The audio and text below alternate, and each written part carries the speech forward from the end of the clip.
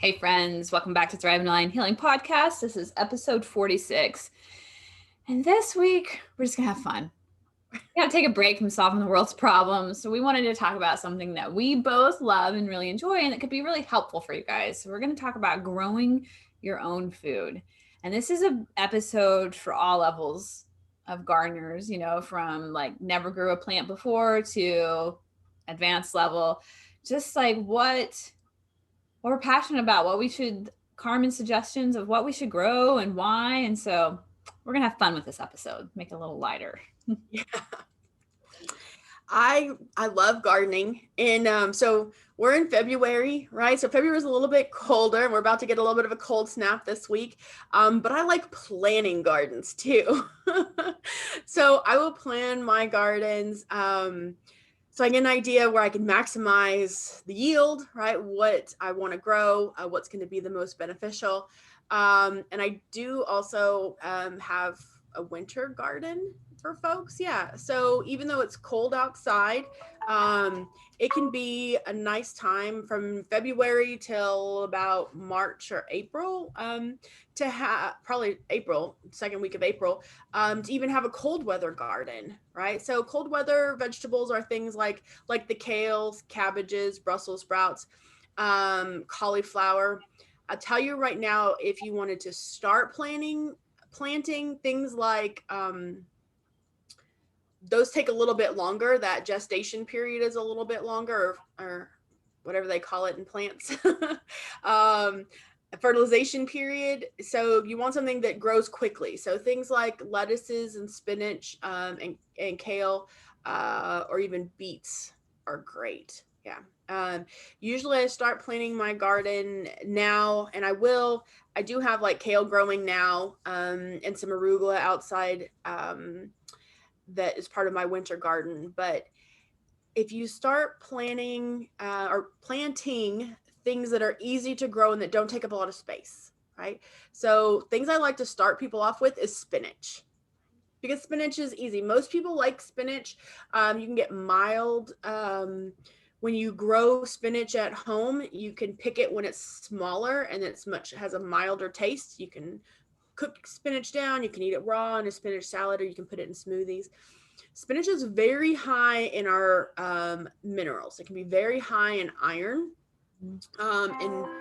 and potassium. And so those are things that our body needs. And it's easy to grow. So you can do spinach. Sorry, let me turn this off. You can do spinach in containers, right? So this is something that you can do on your front porch or back porch. You can just put it in a pot, like a flower pot. You can put it in your windowsill. You can just get an old, Tupperware container or butter container and put it in the windowsill, add some dirt to it and put a couple spinach seeds in it and start growing spinach. Mm-hmm. There's something that's called the Dirty Dozen and the Clean 15 from the Environmental Working Group. And what they do is they look at the vegetables and fruits and they test them from all sorts of locations, and they are testing them for levels of pesticides. And they list on their website, they put it out every year, the Dirty Dozen are the top 12 fruits and vegetables that have the highest pesticide levels. So those are the foods that you want to try and get organic or grow yourself, right? Or get from a reputable farmer. And usually spinach is at the top of the list. So that's why I'm always encouraging people. And it's a fun experiment to do. I mean, if you've got kids, right, to grow, spinach in the windowsill, right? So you can just, like I said, doesn't even have to be one of those fancy pots that's like oblong that fits in the windowsill. Just get an old butter container or Tupperware container, put some dirt in it and, about 4 spinach seeds and water them, and then you'll start to get spinach. Mm-hmm. Yeah. You'll see it won't take very long. It only takes like 4 or 5 days. Mm-hmm. So that's usually at the top of my list. Because I wanted to ask you, winter garden, is that like in a greenhouse or do you have it outside in the dirt? I have it outside. Okay. Yeah, mine is just outside because our winters are pretty mild, you know, in Oklahoma, with the exception of this cold snap we're getting next week or this week. Our vegetables will keep growing, through the winter if you plant cold weather vegetables. I will tell you, I did plant Brussels sprouts, and 2 years I've tried to plant Brussels sprouts and they haven't come up, and I don't know why. I don't know what I'm doing differently, but when I moved, I don't have a very large garden. What I have in my backyard right now is what they call a square foot garden.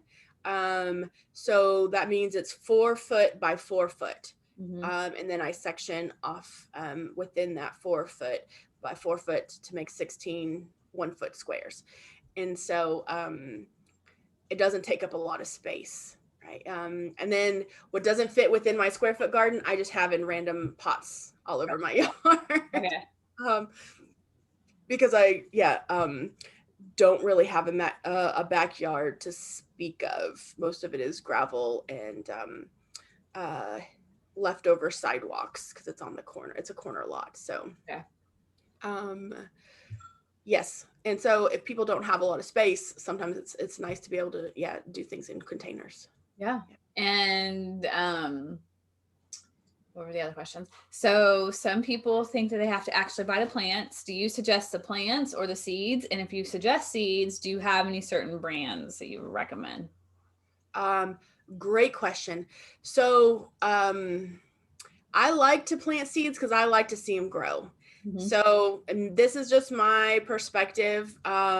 Before I had pets, I kind of felt like my plants were my pets. So it was exciting just to see them grow. So I like to buy them from the seeds. So as far as seeds go, I prefer heirloom seeds if you can find them. So you'll read the package, and if it says heirloom or organic seeds, you're going to get a better yield. If it's a hybrid seed, you won't be able to replant that the following year.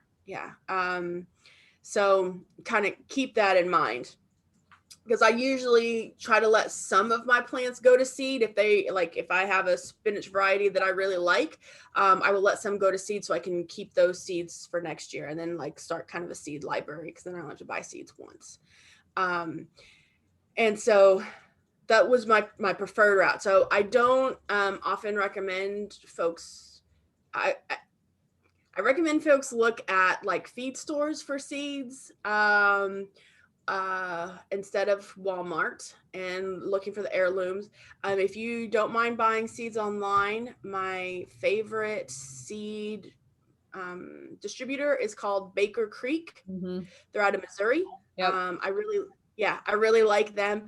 They have an awesome variety, and most of them are heirloom seeds. And you can get all sorts of vegetables, fruits. They even have trees, and they will sometimes, depending on the time of year, you can buy trees from them, or they were hedges and bushes, like blueberries and raspberries. You can buy directly from them, and they'll mail them to you in the plant form and not in the seed form. If you're looking for seeds that are a little bit more traditional, there's a company out of Tucson called Native Seeds. And they have more sort of the beans, the squashes, the corns that are more, I don't know if I can say traditional, but more native strains, and less genetically diverse, I guess I should say. I will side note this. If you want to order from Baker Creek, you better order now, because if you wait until March, like I did last year, you're only getting what's left over. Yes, because avid gardeners are planting their gardens now. So they're ordering their seeds now. Yes, that's true. When you're talking about leafy greens like spinach and lettuce, you probably won't find as many plants for sale. Maybe at some of the greenhouses or nurseries. You can also buy seeds from nurseries. Some of them, not most of them. Not all of them sell. So you have to check which ones are local to you if they have seeds, because sometimes they will buy seeds in bulk and then repackage them. But sometimes they have still pretty good varieties. So Yeah, some people will start seedlings in the house, right? And then like put them in their garden when it gets a little bit warmer. I don't do that because I don't have a lot of space for that, right? I'm so glad that you clarified that, because I thought when I started gardening, and still kind of have that thought, this is what gardeners do. They start them in that, and I hate it. It's a mess. It's another thing to take care of. Like I don't like doing it. No. So what I usually do, if I get the itch and I'm like, I need to plant something now, usually in like March or April, what I do is I will plant those seeds in the ground, and then I just cover them and make like mini greenhouses for them. Right. So if I have a whole lot together, like with my square foot garden, it's only like 4 foot by 4 foot. So it's not very large. So I take hula hoops and I will put I'll cut them in half and then make a kind of like a hoop. Thanks. Make it a hoop house. Right. And then I just cover it with some plastic. When I lived in somewhere else, I would just plant those seeds, like my tomatoes and peppers. We used to eat a lot of tomatoes and peppers. I would go ahead and plant them, and then I just cover them with like a plastic container, right? Like, so like a milk jug that was cut off, on the bottom with a lid on it, or I would get milk jugs from our neighbor who would recycle them, or I guess you could do soda bottles, or like bigger water bottles. It's that has a larger girth. Juice bottles, it doesn't really matter. And you just have to put them on days that are a little bit, or the nights that are a little bit cooler, right? Because everybody worries about when that last frost is going to be. And so here in Oklahoma, we usually get our last frost like that second week of April, right around like tax day. And so your plants will start growing early, and then you just have to cover them for that frost. Because it's, if the leaves get frosted, that's what kills the plant, right? So if you just cover them for that one night, you'll be fine. Yeah. But if you get a little bit of a late start, right? Say you're not really motivated to get going until like April or May, you can buy the seedlings already established, right? Yeah. And so those I usually get from the nursery. So not a couple of years ago, my tomato plants, I was away from home when it frosted. And so I didn't have anybody to get them covered. So they didn't make it. And I was like, in my mind, I thought it's too late to plant tomatoes again and try again. So I went to the nursery and bought some. They weren't the same varieties that I wanted, but it worked out well. And so I just went to the nursery and was like, all right, this is my second go. And we still got a pretty good harvest that year. So there's always options. You don't have to start those seeds. And technically, depending on where you live, right? Like, so in Oklahoma, we have a decent growing season. So even though it gets really hot in August, some of those hot weather plants, like the tomatoes and the peppers, will do well through the summer. So even if you planted them a little bit later in May, they may not harvest until later in the summer. And then when you're choosing your vegetables, there are like when to plant, I guess I should say. Some farmers will look at like the Farmer's Almanac. And you can find several online that'll tell you like ideal times of the year to plant. And all of that is based depending on the plant, all of that is based on how long it takes to germinate and what the weather's like. So if you take a pack of seeds and you're like, hey, like it looks really interesting, like I want to grow strawberries this year, right? So you look at the back of the package and it'll tell you how many days it takes to germinate, right? Whether it's like 60 days or 120 or 190 days. So then you got an idea of when you'll be able to harvest those, right? So if you're exploring different varieties, even if you go to the Baker's Creek catalog online, you can see they'll list that on there as well. So you just pull out your calendar to try and figure out when a good time to start planting. So, yeah. Perfect. Yeah. So hopefully that kind of gets you started. I did want to throw out a couple of herbs that I think would be really helpful for people to grow that are easy to grow. Most people have heard of mint, right? There's a lot of different mint varieties, peppermint, spearmint. Some of the nurseries may have like fancy mint varieties like pineapple mint or a chocolate mint. Those are often hybrids, but they're all in that mint family. Peppermint. So I prefer peppermint. Sometimes spearmint grows a little bit better depending on what your soil quality is. But mint is one that grows prolifically, Yes. And it's easy to harvest. It's easy to dry, right? And peppermint tea is a nice one to have, especially it is usually we think of mint as cooling, right? So it's nice to have in the winter or the summertime because it's kind of that cooling. So if people have hormone imbalances, right, peppermint tea, or you can make a peppermint tincture as well, can be really nice. It balances out hot flashes. It's great for PCOS.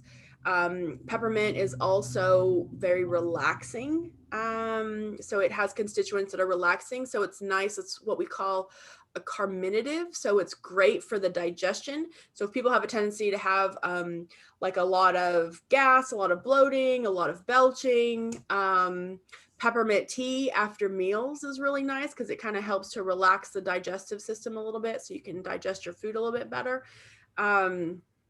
Peppermint's great for, like headaches or muscle tension because of that relaxation feature within the constituent. So it's nice, a nice herb to have sort of like overall, right? Like to have for you to pick, to dry. You can make tincture, or you make teas out of it. You can make tinctures out of it. It just makes it more concentrated. You can even make peppermint salves, right? Sometimes people will make salves out of peppermint for like headaches, right? Or if you have a tendency to get hot feet or your feet sweat a lot, sometimes like a peppermint lotion can be really helpful.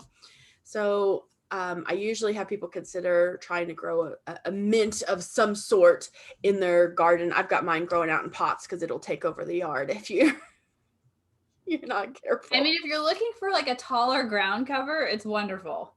Yeah. And it smells good. Even if like if it goes out beyond, where you've marked off and you mow it, it smells really good. And then it'll come back. Yeah. If you live in the country, or if you, it doesn't even have to be in the country. If you have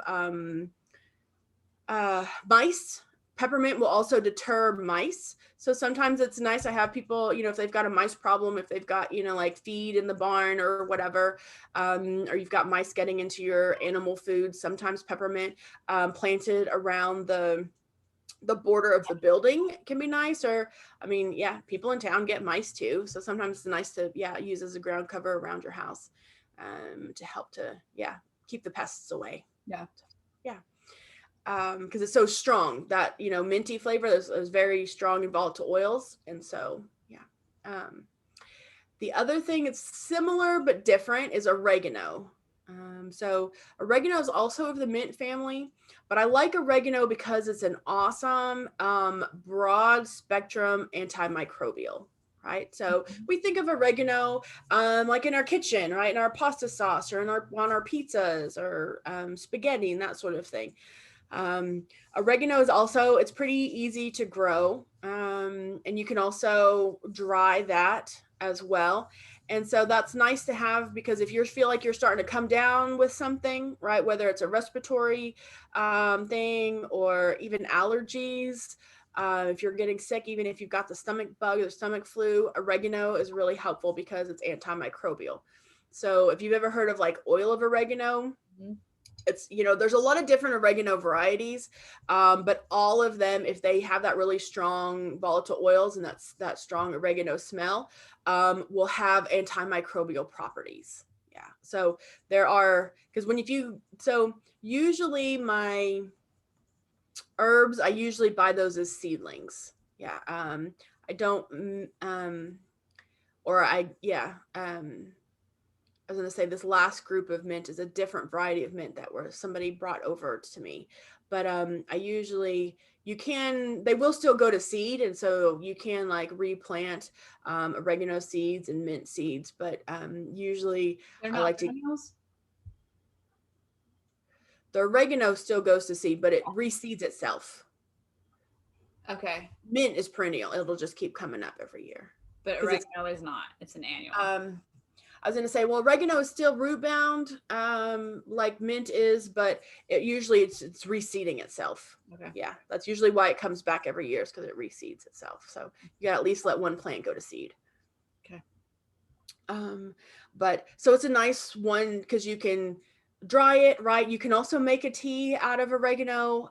Sometimes you can do like a poultice, which is like you whether they're fresh or dried leaves, and you crush them up and add a little bit of water, kind of make like a paste. So if people have like a boil or a infection on their skin or something, you can use oregano, and it has a little bit of a drying action, and it will help any like infections you might have on your skin too. And so it's one that's easy to grow, and it's nice overall broad spectrum antimicrobial. So I like to recommend that one because you can also use it as a spice in your kitchen. Yep. Yeah. Or use the oregano in your kitchen when you're getting sick. So those would be sort of my first top two. Easy to grow, easy to get started, because you can do those inside or outside, and harvest them and start, working on your natural medicine cabinet with those herbs.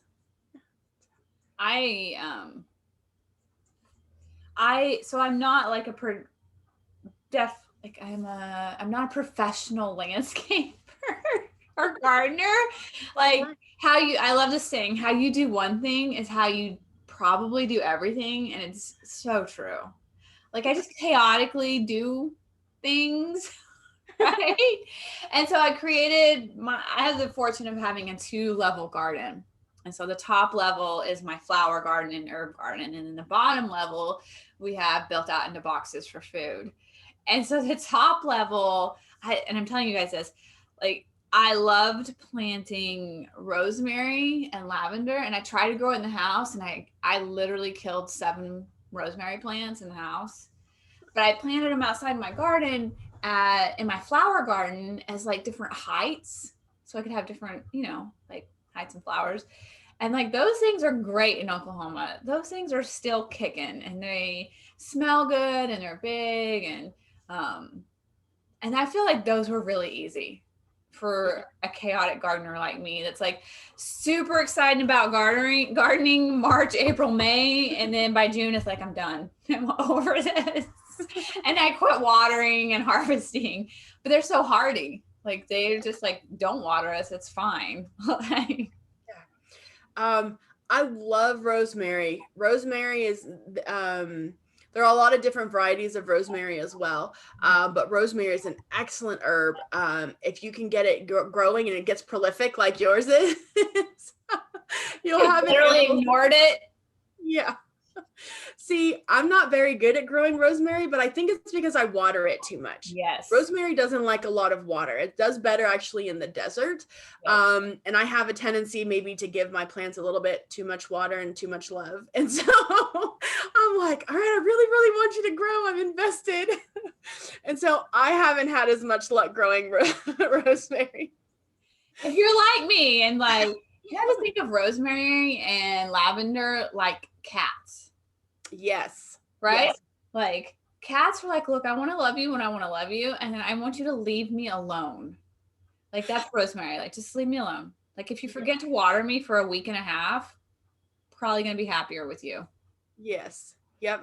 You're exactly right. That's why, yours are so prolific. And so rosemary is another awesome antimicrobial, right? Mm-hmm. It's even a little bit more potent than oregano, is what some people will tell you. And it definitely has like this distinct flavor and smell to it, right? Because it even has stronger volatile oils than oregano.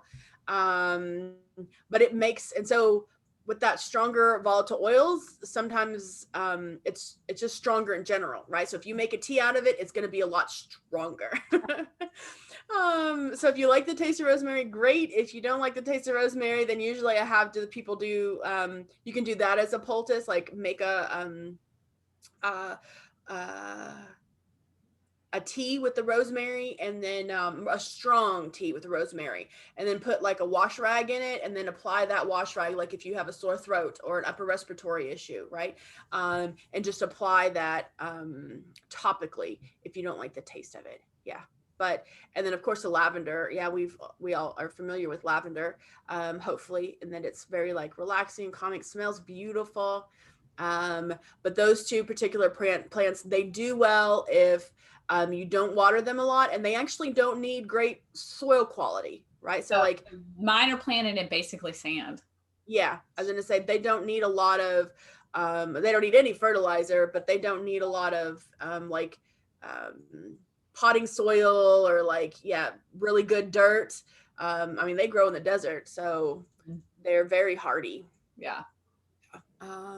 So those are nice options to have if you they don't need a lot of tending to. Right. Yeah. And they're very therapeutic. They're you get such a reward. Like for gardeners like me, it's like, yeah, I'm done with this. Like, look how big that rosemary plant is. I did such a good job. I'm such a good gardener. Such a big bush. Oh, it was look so happy. Yes. I literally haven't been out in the garden in weeks. That's all right. You made very good choices in putting those there. So they found a happy place to thrive. Yes. Yeah. Any other you must have these in your garden for your health or whatever? So if you want to branch out a little bit further, I would have everybody consider kale and beets. So they're not cold weather, but they'll do better in the spring and in the fall than they will the summer. When it gets too hot, they won't make it. So I love kale and beets because there's so many nutrients in kale, and there's so many antioxidants in beets. So I did a volunteer bout with a garden in Arizona, and it was a community co-op, and it had one whole section. I love this theory, and someday I'm going to make this happen. It had one whole section of the garden that was open and free to people who had or have a cancer diagnosis. And it was essentially a juicing garden, and it was full of kale and beets and different varieties of lettuces.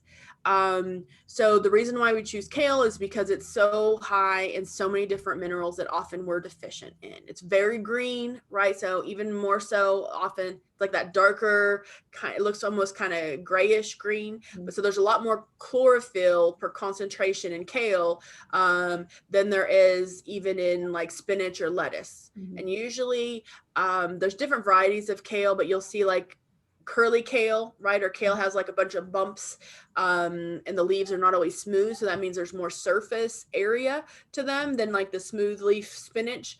So you're getting even more chlorophyll per leaf of kale, right? So kale does really well if you I will massage mine and make kale chips. You can juice it, you can take out that middle rib and use it as a smoothie, because you're getting your iron, you're getting your vitamin K, you're getting your chlorophyll.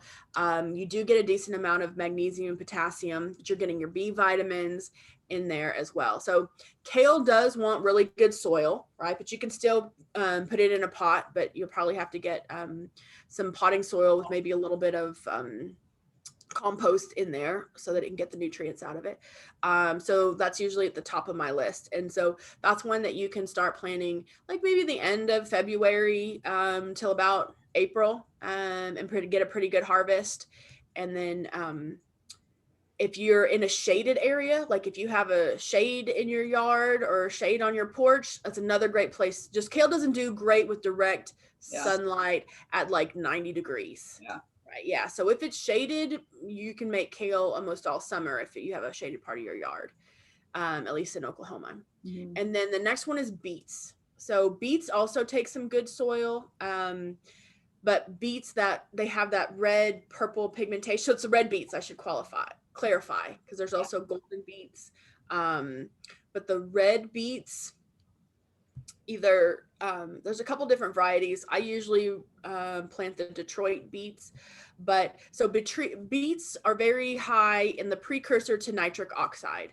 So nitric oxide is what our cells need and what our blood vessels need to help to kind of dilate. So it improves circulation. There's a lot of research on how nitric oxide actually helps to kind of balance our hormones, boosts our testosterone a little bit, boosts what we call our human growth hormone, which has kind of anti-aging and promotes optimal wellness for whatever age group we're in. And so beets are usually one of those things. They don't take a lot of work, but it's the dirt. They need good dirt. And so they're better also like is shaded areas. They don't take direct sunlight very well. And you can let them go for a little while. You can start harvesting them when they're, about like $half size, or you can let them grow a little bit larger.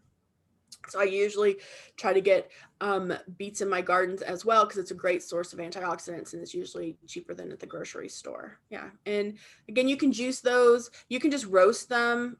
People like pickled beets. If you're, have a large, a large yield and you want to store them. Yeah. They will store well.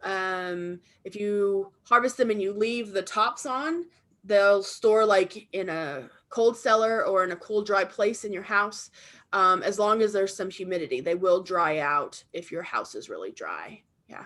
But they do store decently well. Yeah. But beets is another one that is easy to grow and super high in antioxidants, which most people need because we live in a toxic world. Yes. So yes, so those would be my other top two. You can get those, get some of those in the ground. Yes. Cool. That should be enough to get people started. Hopefully that helps. Yeah. Get people excited about starting some, at least looking for seeds, and starting to grow a little bit of their own food. Yeah. And medicine. Yeah. Cool. Thank you, Carmen. Oh, you're welcome. Thanks for listening, you guys. All right, friends, we'll see you next week. Have a great day.